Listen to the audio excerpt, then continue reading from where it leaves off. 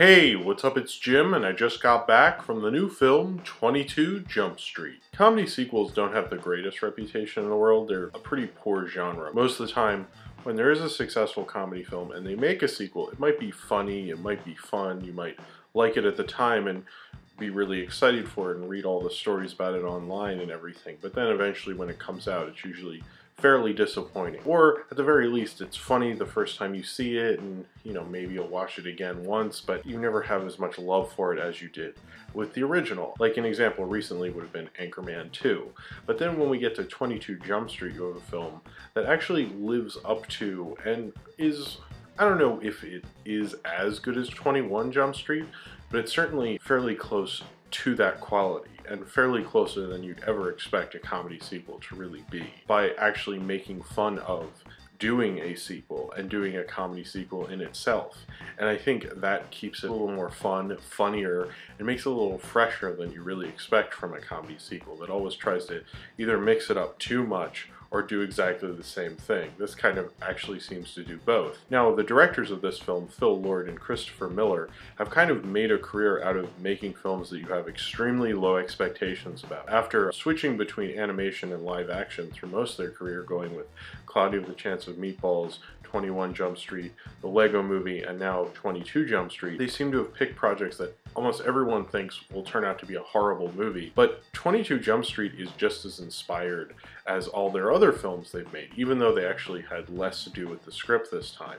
And you can kind of tell the screenwriters of this film, Michael Bacall, Oren Utzel, and Rodney Rothman, and actually the story or the treatment that this film's based on was by Jonah Hill and Michael Bacall. It's somewhat not exactly like their style normally, and it's very different from the Lego Movie, which I actually think a lot of their style and their humor and their writing wound up in this anyway, but you can tell the difference between it. Had they written it, maybe it would have been better, but they couldn't because of production on the Lego Movie. I think because they understand what to do with these projects to make them interesting and make them into movies that you'll actually want to see again and be interested in and have fun with as an audience. And a sequel that doesn't take itself too seriously. It's a summer comedy sequel, which is an even lower genre if you think about it. It doesn't take really what it's doing very seriously. The only thing it takes seriously is the relationship between Jonah Hill and Channing Tatum.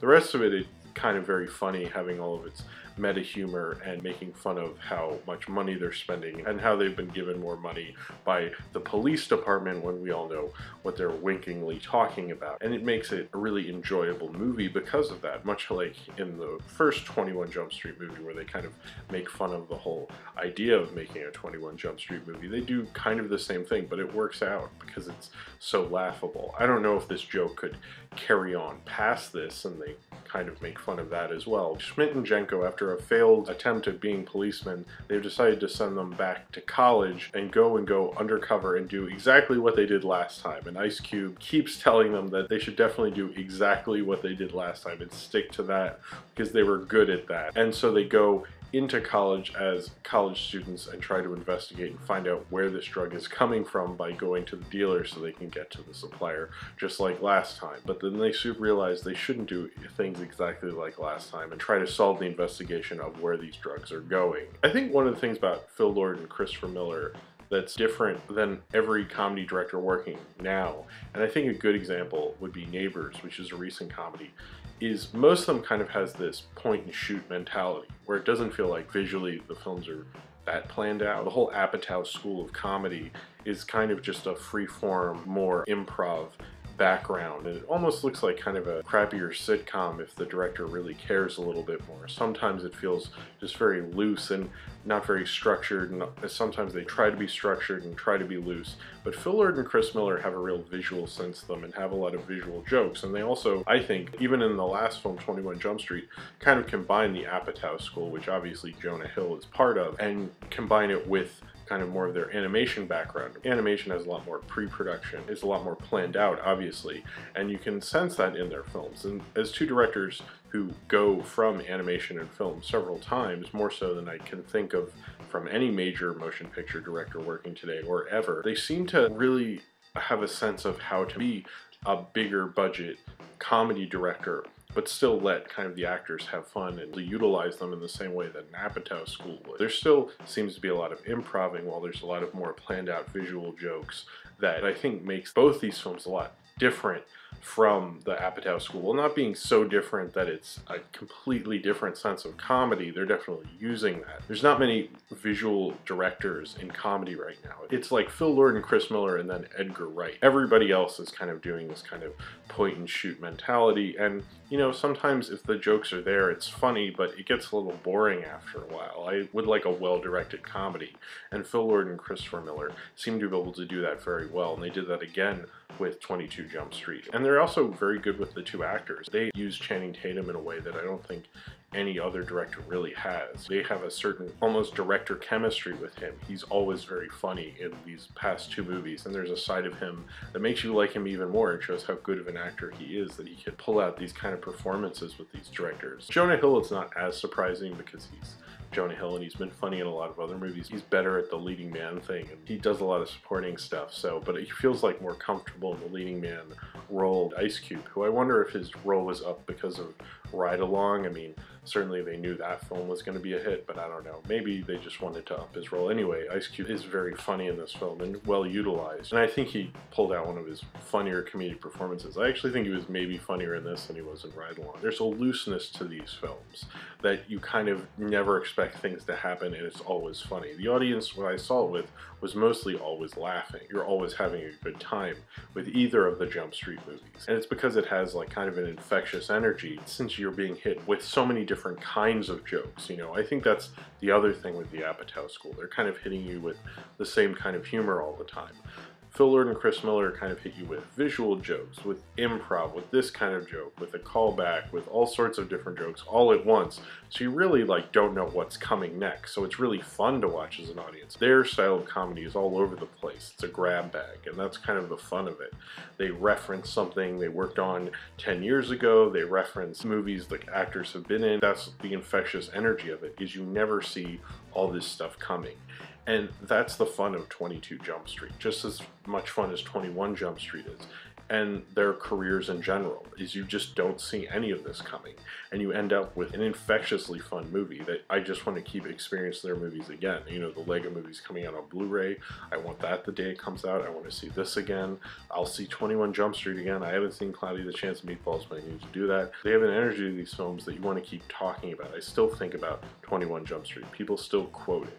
And the fact that they can keep this energy up and keep doing this is amazing. It almost feels like there's nothing they can't do at this point, that they've conquered all these different projects that usual directors would falter under. They have succeeded, and succeeded wonderfully. I don't know if in the end this is as good or a little worse than 21 Jump Street. I just know the experience felt just as fun as the first film. Maybe that's a hard thing to say because I've seen 21 Jump Street a lot of times, and I think 22 Jump Street I will end up seeing a lot of times also, and maybe by the time it is on Blu-ray or is on HBO or FX or whatever, and I've seen it a couple times, maybe I won't feel that way about it. But as of right now, on the initial viewing, I think it does, the experience of it lives up to that. It's almost like too close to call. I feel like the first one's a little better. Maybe I will end up being wrong, but I think with Phil Lord and Christopher Miller, it feels like they can truly conquer anything and any kind of project that you think no one could make good. They seemingly find a way to do it again, and do it in a conceptual and thematic way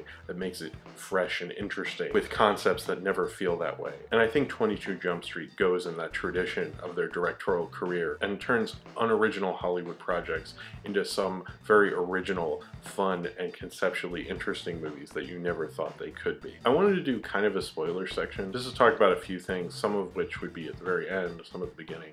So if you haven't seen 22 Jump Street, that was really my review. This is just aside things. Go see the movie, and then you've seen the whole review. You can skip to this part. I did notice I like the previously on 21 Jump Street had Will Forte from Clone High, who keeps doing voice appearances in their movies. I wonder if he had anything in 21 Jump Street or in Cloudy with a Chance of Meatballs. But he did have previously on 21 Jump Street, which was a cool Clone High reference, and then he was an announcer in the football game, and H. John Benjamin had a really small role in that. I wish they'd done maybe more with him. The other thing is they kind of oddly had a lot of references to things that ended up being kind of like too soon, especially the Maya Angelou joke, the Tracy Morgan joke, and then all the things about, you know, saying, you know, faggot and things like that because of the Jonah Hill situation. Clearly they made this movie a long time ago and it's a coincidence, but to have 3 coincidences like that, it just seems kind of bizarre. I don't know if they felt maybe they shouldn't cut them out and didn't want to. I'm fine with it. It just seems like kind of odd to have that many coincidences of things that happen right before your movie comes out. I mean, geez. It's almost kind of remarkable in a way.